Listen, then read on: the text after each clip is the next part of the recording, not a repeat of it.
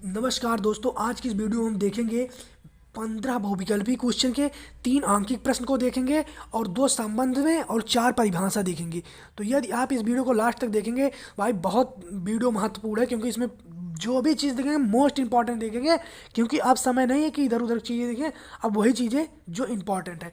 तो चलिए हम शुरुआत करते हैं अपने बहुविकल्पी प्रश्न से, इसके बाद आंकिक प्रश्न, इसके बाद 2 संबंध, इसके बाद परिभाषा। लेकिन जो जिस क्रम में मिलेगा हम उसे वैसे ही सॉल्व करते जाएंगे। आंकिक प्रश्न जो है बहुत इंपॉर्टेंट है। तो चलिए वीडियो की शुरुआत करते हैं और देखते हैं।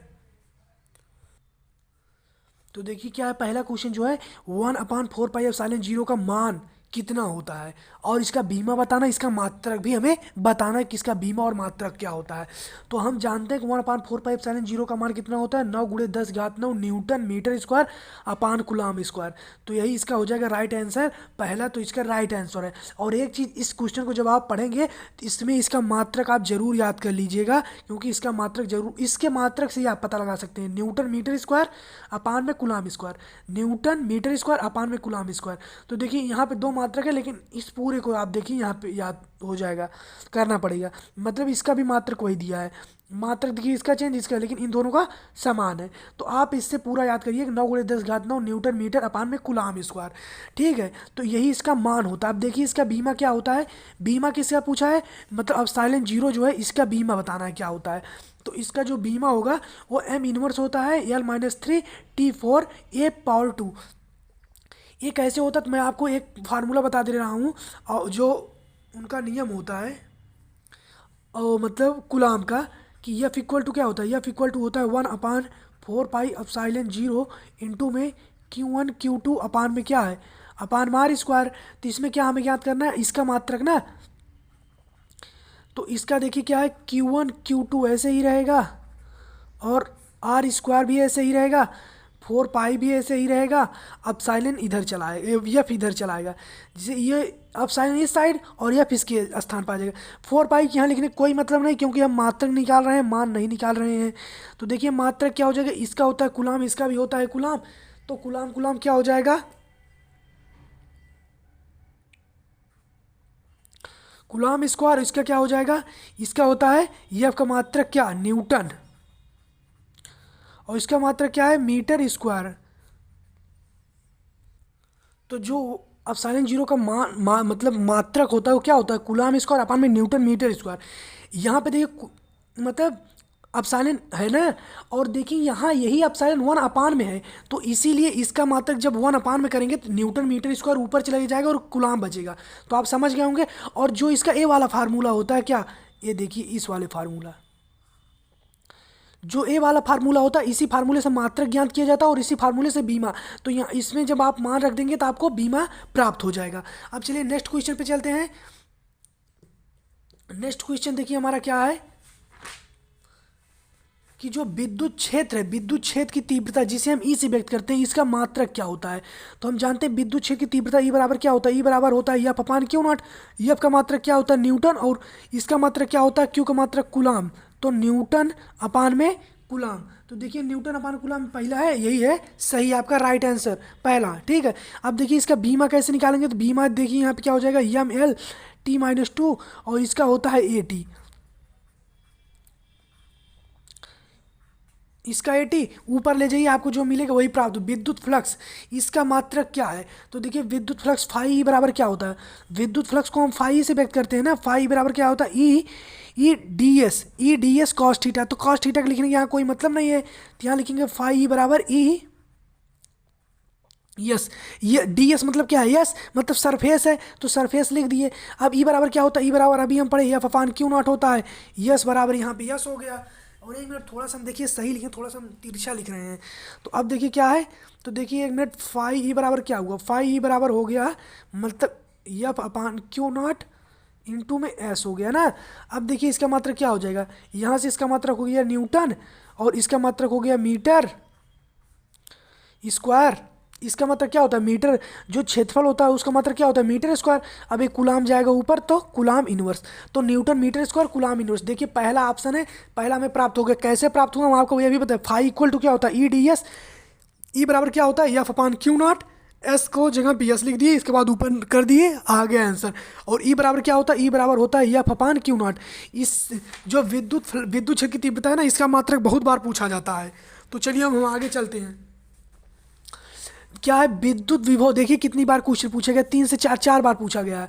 विद्युत विभव का मात्रक है, हम जानते हैं विद्युत विभव बराबर क्या होता है, विभव बराबर होता है वी बराबर डब्ल्यू अपान क्यू नॉट।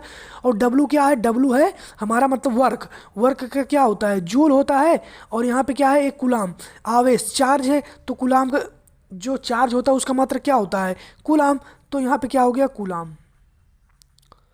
तो जूल अपान में कुलाम इसका मात्रक है, जूल अपान में कुलाम, जूल इंटू कुलाम नहीं कह रहे हैं, जूल अपान में कुलाम इसका मात्रक है। देख लीजिए इसका मात्रक भी प्राप्त हो गया।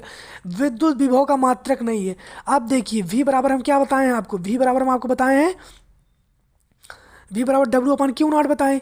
तो आप इससे एक मात्रक क्या प्राप्त कर लिए, जूल अपान कुलाम। तो इसका इसमें क्या वो पूछ रहा है, विद्युत विभव का मात्रक नहीं है, इसका मतलब जूल अपान कुलाम भी मात्रक है, और इसका मात्रक वोल्ट भी होता है, तो ये भी होता है। और यही दो बच रहे हैं, अब इन्हीं दोनों में से कोई एक होगा। तो हम एक चीज़ यह भी जानते हैं, वी बराबर क्या होता है, डब्ल्यू अपान क्यू नॉट ना। और डब्ल्यू बराबर एक चीज़ और जानते हैं, डब्ल्यू बराबर होता है एफ डी, और इसके बाद होता है क्यू नॉट। तो देखिए एफ का मात्रक क्या हो जाएगा, न्यूटन, इसका मात्रक हो जाएगा मीटर, और क्यू का मात्रक हो जाएगा कुलाम। तो न्यूटन मीटर अपान में कुलाम, इसका मात्रक क्या भी हो गया, इसका मतलब यही नहीं मिल रहा है। तो इसका राइट आंसर क्या हो गया, यही। नेक्स्ट क्वेश्चन पे चलते हैं। एक इलेक्ट्रॉन वोल्ट का मान कितना होता है, एक इलेक्ट्रॉन वोल्ट, एक इलेक्ट्रॉन पे जितना चार्ज होता है वही एक इलेक्ट्रॉन वोल्ट का मान होता है। क्योंकि एक इलेक्ट्रॉन वोल्ट पूछ रहा है, तो एक कर दीजिए, ई भी बराबर होता है एक कर दीजिए। और जब वोल्ट क्या दिया है, वोल्ट का मान आपको क्या दिया है, इलेक्ट्रॉन का के मान क्या दिया है, 1 × 10⁻⁹ और वोल्ट का मान आपका एक दिया है, तो जो गुणा करेंगे यही प्राप्त हो जाएगा। मतलब 1 × 10⁻⁻1.6 इंटू, एक मिनट याद देखें, हाँ, जब इसका गुणा एक से करेंगे तो क्या हमें 1.6 × 10⁻⁻19 मिल जाएगा ना। तो यही है इसका राइट आंसर। इस वीडियो में ये सबसे मोस्ट इंपॉर्टेंट क्वेश्चन है। अगर मैं आपको बताऊं कि मेरे इस वीडियो में सबसे महत्वपूर्ण बहुविकल्पी क्वेश्चन कौन है, तो सबसे महत्वपूर्ण बहुविकल्पी क्वेश्चन यही है कि लेंज के नियमानुसार सत्य है। तो एक क्वेश्चन बहुत बार पूछा गया है। तो लेंज के नियमानुसार जानते हैं क्या सत्य है, कि ऊर्जा का संरक्षण ही मतलब सत्य है। लेंज का जो नियम होता है उसके अनुसार वो क्या बताता है, यही तो बताता है, ऊर्जा संरक्षण, ऊर्जा को न नष्ट किया जाता है, न उत्पन्न किया जाता है। तो देखिए इसे केवल एक रूप दूसरे रूप में परिवर्तित किया जाता है। तो यही लेंज के नियमानुसार सत्य है, विकल्प 3। तो देखिए रिलेशन वाला मतलब क्वेश्चन है कि म्यू और अपसाइलन जीरो में संबंध, यानी कि रिलेशन बताइए म्यू और अपसाइलन जीरो में। तो देखिए पहले हम म्यू का मान ज्ञात करेंगे, रुक जाइए एक मिनट। पहले हम सब क्या करेंगे, पहले हम सब म्यू का मान ज्ञात करेंगे, इसके बाद अपसाइलन का मान, अपसाइलन जीरो और म्यू का मान ज्ञात कर लेंगे। तो और जो दोनों का मान ज्ञात होगा उसी से हम मल्टीप्लाई कर देंगे, तो हमें प्राप्त हो जाएगा मान। तो हम जानते हैं म्यू बराबर क्या होता है, म्यू बराबर होता है 4 पाई × 10⁻10 न्यूटन मीटर स्क्वायर। ये माइनस में होता है, ठीक है, यहाँ से आप समझ लीजिए कि माइनस में होता है। आप देखिए अपसाइलन जीरो का मान कितना होता है, तो हम क्या जानते हैं 1/4 पाई अपसाइलन जीरो ना, 1/4 पाई अपसाइलन जीरो बराबर क्या होता है 9 × 10⁻9। यहाँ पे क्या होता है न्यूटन मीटर स्क्वायर अपान में कुलाम, ठीक है, न्यूटन मीटर स्क्वायर अपान में कुलाम होता है। लेकिन यहाँ पे हमें क्या ज्ञात करना है, यहाँ पे हमें ज्ञात करना है अपसाइलन का मान। तो इसमें क्या करेंगे, हम इसका गुणा कर देंगे, तो देखिए क्या हो जाएगा, यहाँ मान क्या हो जाएगा, देखिए एक बार। तो जब हम इसका गुणा करेंगे तो यहाँ हो जाएगा 4 पाई × 10⁻9 इसका गुणा हम यहाँ का दिए ना, और अपसाइलन जीरो अब चला जाएगा, और इसका जो मात्रक है न्यूटन मीटर स्क्वायर अपान में कुलाम, ये इस साइड चलाएगा, और ये देखिए यहाँ पे हो जाएगा, और यहाँ पे ये चला जाएगा 4, यहाँ पे चला गया अपसाइलन, ठीक है। आप समझिए, थोड़ा सा बस केवल तिरछा है, लेकिन रुक जाइए मैं आपको सही कर दूंगा। देखिए एक चीज़ इसमें क्या है, जो 9 × 10 ये पूरा इस साइड चलाया गया। तो देखिए यहाँ पे क्या हो जाएगा, ये जब इस साइड आएगा तो 4 पाई में किसका गुणा हो जाएगा, इसका गुणा हो जाएगा 4 पाई में, और जो अपसाइलन है वो इस साइड चला गया। तो हम उसे ऐसे भी लिख सकते हैं कि अपसाइलन जीरो बराबर क्या हो गया 4 पाई 9 × 10⁻9, इसके बाद न्यूटन मीटर स्क्वायर अपान में कुलाम है। तो अपान में कुलाम है, ऊपर चला जाएगा कुलाम, ठीक है। अब देखिए ये तो हो गया अपसाइलन का मान। तो अपसाइलन का मान क्या प्राप्त हुआ, यही प्राप्त हुआ है अपसाइलन का मान। और हम म्यू का मान क्या जानते हैं, म्यू का मान अभी हम देखिए निकाले हैं कि 4 पाई गुणे 10 की घात -7 न्यूटन अपान में एम्पियर होगा, मीटर नहीं होगा भाई, अपान में एम्पियर होगा। इसका मतलब इसमें मीटर आने कोई चांस ही नहीं है। ठीक है, अब इन दोनों का गुणा कर देंगे और देखिए हमें क्या प्राप्त होता है। एक मिनट रुकिए, हम एक पेज ले लेते हैं, उसी पेज में आपको करवा दे रहे हैं। एक मिनट रुकिए, बस केवल एक पेज ले लें।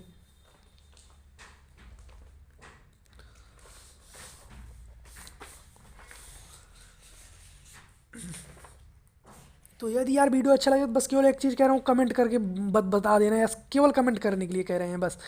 म्यू और अपसाइलन जीरो इन दोनों का कर देंगे गुणा। अब देखिए इक्वल टू में क्या आया। अब देखिए हम इसका मान, पहले म्यू का मान रखेंगे 4 पाई गुणे 10 की घात -7। ठीक है, इसके बाद इसका 1 अपान में करेंगे इसका मान, जो पूरा इसका मान क्या है देखिए, 4 पाई है गुणे 10, 9 गुणे 10 की घात 9, इस 9 गुणे 10 की घात 9 newton metre square, newton metre square. ठीक, और यहाँ पे देखिए कुलाम ऊपर चला जाएगा, और जो इसका जो देखिए, ये तो हम 9 गुणे 10 की घात 9, ये तो इसका मात्रक रख दिए कि कुलाम अपान में न्यूटन मीटर स्क्वायर। ठीक है, लेकिन जो इसका मात्रक है, इसका मात्रक नहीं रखे हैं। इसका मात्रक क्या है, इसका मात्रक है न्यूटन अपान में एम्पियर स्क्वायर। ठीक है, अरे यार ये तो दूसरा पेज था। चलिए ठीक है, ये तो आप समझ सकते हैं ना, न्यूटन अपान में एम्पियर स्क्वायर ना। तो अभी हम इसे देख लेते हैं। आप देखिए पहले, आप इधर देखिए, मात्रक उतना ध्यान मत दीजिए पहले। 4 पाई से कट गया। इसके बाद देखिए क्या हो जाएगा, यहाँ अपान में, यहाँ पे क्या है, 9 गुणे 10 घात 9 है, और यहाँ पे -7 आ जाएगा।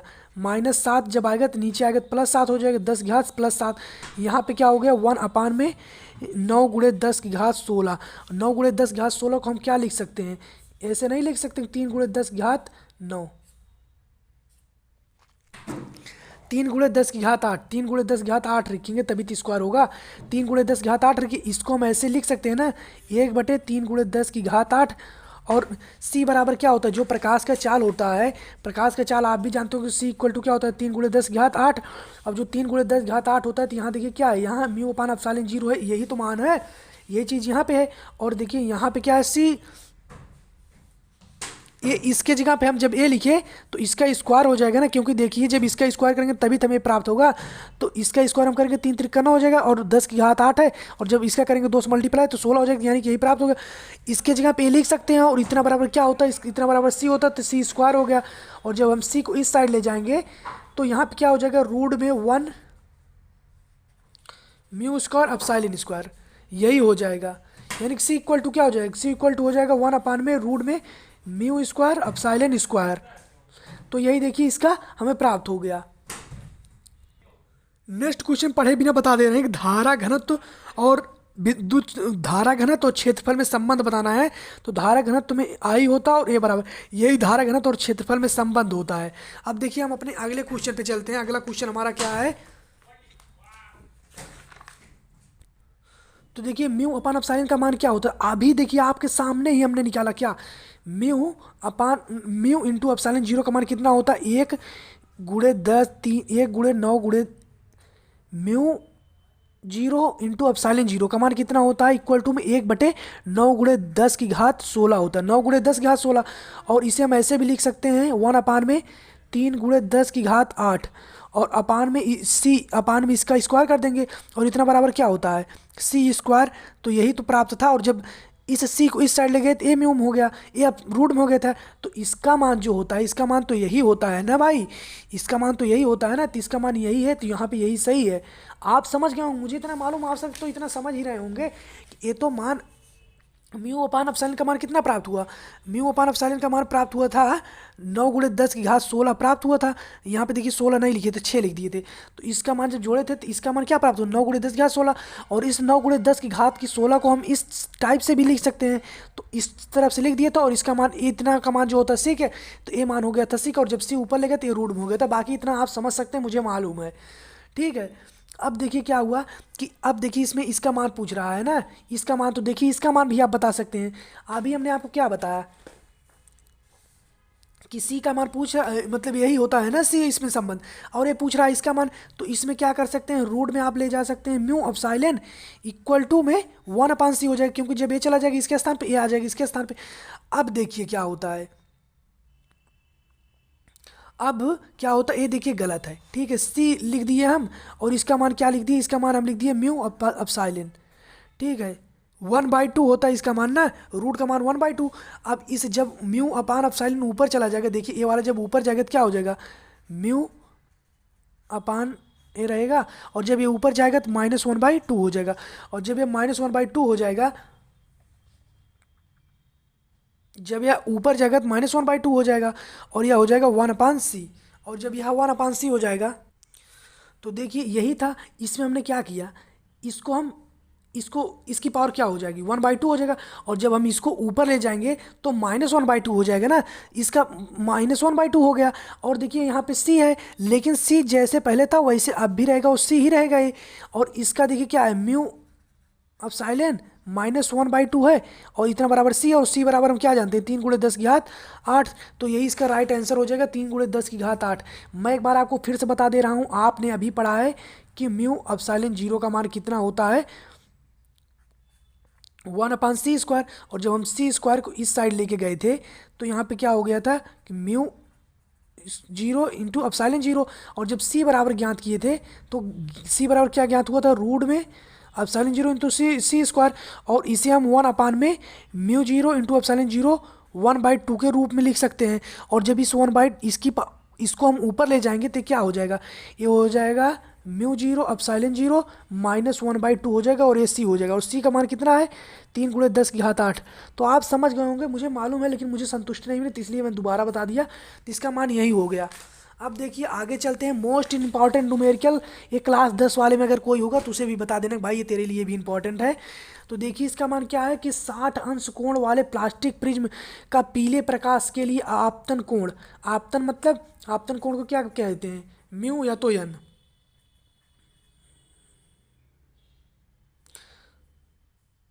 आपतन क्या है 2 है, और कोण क्या है, देखिए ए बराबर क्या है, 60 अंश कोण वाले प्लास्टिक प्रिज्म के पितले, तो यहाँ पे ए बराबर क्या हो जाएगा 60, ठीक है। और यहाँ पे देखिए अल्पतम विचलन कह रहा है ज्ञात करने के लिए, अल्पतम विचलन की स्थिति में निम्न चीज ज्ञात करता है, अल्पतम विचलन को ज्ञात करना है, प्रिज्म कोण को ज्ञात करना, आपतन कोण और निर्गत कोण। तो देखिए इसका आंसर क्या होगा, पहले तो हमें पहले विचलन कोण ज्ञात करना है, पहले आप ये जान लीजिए कि लैम्डा एम को हम क्या कहते हैं, विचलन कोण कहते हैं लैम्डा एम को। अब देखिए जब लैम्डा एम को विचलन कोण कहते हैं, तब देखिए यही हमें ज्ञात करना है, और हम पहले प्रिज्म कोण की सहायता से ज्ञात करेंगे। देखिए जो प्रिज्म का सूत्र होता है हमारे लिए, हम पहले पेन बदल लें क्योंकि इसके ज़्यादा चला दिए हैं। म्यू इक्वल टू क्या हो, 1 मिनट रुक जाइए यार, म्यू इक्वल टू क्या होता है, a+λ/2, यहाँ पे क्या है sin a/2, sin a/2।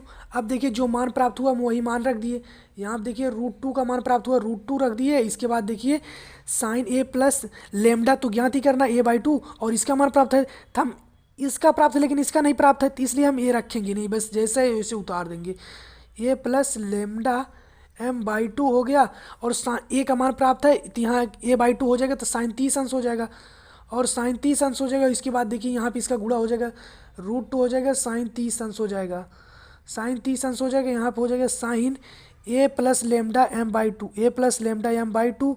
अब देखिए इसका मान क्या होता है, 1/2 होता है, और इसका मान √2 होता है, जब एक कटेगा तो यहाँ पे क्या आ जाएगा 1/√2, क्योंकि देखिए ये एक रूट है, इसके ऊपर 2 रूट है, जैसे देख लीजिए अगर कोई चीज़ 2 है ना तो इसे हम इस तरीके से भी लिख सकते हैं, और जब हम इस 2 को इस तरीके से लिखेंगे तो यहाँ पे 2 रहेगा, यहाँ पे 2 रूट हो जाएगा ना, और एक रूट से कट जाएगा, यहाँ बचेगा एक रूट, तो वही एक रूट लिख दिए। और यहाँ पे देखिए साइन a+λ/m/2 है। अब देखिए साइन a+λ/m/2, और यह किसका मान होता है, साइन 45 अंश का मान होता है, साइन 45 अंश का मान होता है ना। अब देखिए इस 2 का गुणा इसमें जब हो जाएगा, इस 45 अंश का मान, इस 45 अंश का गुणा 2 से हो जाएगा, और यहाँ पे हो जाएगा साइन a+λ/m हो जाएगा, ठीक है। अब देखिए इसका मान क्या हो जाएगा, इसका मान हो जाएगा साइन 90 अंश हो जाएगा। अब देखिए यहाँ पे क्या हो जाएगा, यहाँ पे हो जाएगा साइन a+λ/m, ये साइन a+λ/m हो जाएगा, साइन से साइन कट जाएगा, यहाँ पे देखिए 90 आ गया है, यहाँ पे a+λ, और यहाँ पे ए प्लस लेमडा और ए बराबर क्या है, ए बराबर 60 है। जब 60 को इस साइड ले जाएंगे तो 90 माइनस 60 हो जाएगा, तो लेमडा का मान कितना आ जाएगा 30। तो आप समझ गए होंगे, इतना तो यार कैलकुलेशन कर ही लोगे, इतना थोड़ा सा राइटिंग राइटिंग सही है, बस केवल समझना है और क्या, समझ लोगे भाई उतना। अब देखिए इसका मान क्या आ गया ब्रो, 30। अब देखिए आपतन कोण का मान कितना होता है, आपतन कोण, तो देखिए इसमें क्या कह रहा है, अब आगे देखिए क्या कह रहा है, आपतन कोण ज्ञात करना है। तो आई बराबर हम जानते हैं, आई बराबर क्या होता है, आई बराबर साइन बराबर एक क्या होता है, A plus lambda M by two होता है। I equal to sine A plus lambda M by two, तो आई ए बराबर क्या होता है, ए बराबर होता है 60 अंश, लेमडा एम बराबर 30 अंश अभी हम निकाले हैं। यहाँ पे 2 आ गया, यहाँ पे क्या आ गया 45, तो साइन 45 अंश आ गया। ठीक है, यहाँ पे साइन नहीं लिखे थे ना, अब वही साइन लिख दिए, साइन 45 अंश, साइन 45 अंश का मान जानते हैं 1/√2 होता है। अब देखिए तो हो गया ए, और प्रिज्म कोण तो हमें दिया ही है 60 अंश। ठीक है, और निर्गत कोण क्या होता है, देखिए निर्गत कोण आपतन कोण के बराबर होता है, जो आपतन कोण का मान होगा वही निर्गत कोण का भी मान होगा।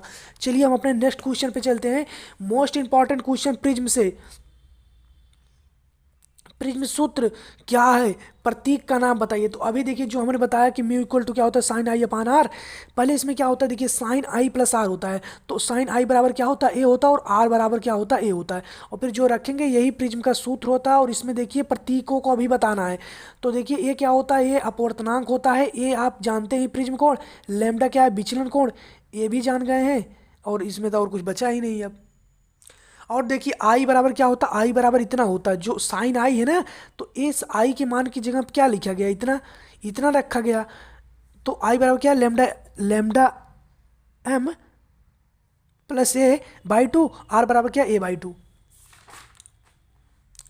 प्रकाश के, प्रकाश तरंगों की अनुप्रस्थ प्रकाश जो तरंग है, इनकी अनुप्रस्थ प्रकृति की पुष्टि कौन करता है। तो इनकी अनुप्रस्थ, देखिए प्रकाश तरंगों की अनुप्रस्थ प्रकृति की पुष्टि कौन करता है, तो इनकी पुष्टि करता है ये ध्रुवण के कारण इनकी पुष्टि होती है। ठीक है, अब देखिए दूसरा क्या है, प्रकाश में ध्रुवण की घटना जो है किसके कारण होती है, प्रकाश में ध्रुवण की घटना किसके कारण प्रकट होती है, तो जानते हैं अनुप्रस्थ प्रकृति के कारण ध्रुवण की घटना प्रकट होती है। और देखिए आगे अब आप देखते केवल जाइए, ध्रुवित प्रकाश के कंपन तल तथा ध्रुवण तल के मध्य कोण होता है, तो इनके मध्य का कोण जो होता है वो होता है 90 अंश होता है। ठीक है, अच्छी बात बोली, आपको अच्छी लगी तो ऐसे थोड़ा मार दीजिए हाथ, आप थोड़ा सा मार दीजिए, मार दीजिए, एक बार मार दीजिए। क्यों कष्ट हो रहा है आपको, अगर अच्छी लगी मार दीजिए। देखिए अगला क्वेश्चन क्या है, दो लेंस जिनकी फोकस दूरी इतना 5 डायोप्टर तथा -3 डायोप्टर है संपर्क में रखें, तो संयुक्त लेंस की फोकस दूरी बताना है। देखिए पहले आपको यहाँ समझना होगा, जो लेंस होता है उसकी जो क्षमता मापी जाती है और डायोप्टर में मापी जाती है, लेकिन यहाँ पे क्या पूछा है, संयुक्त जब दोनों लेंसों को रख दिया जाए तो इनकी फोकस दूरी बताना है, और जो फोकस दूरी होता है वो जान लीजिए सेंटीमीटर में होता है।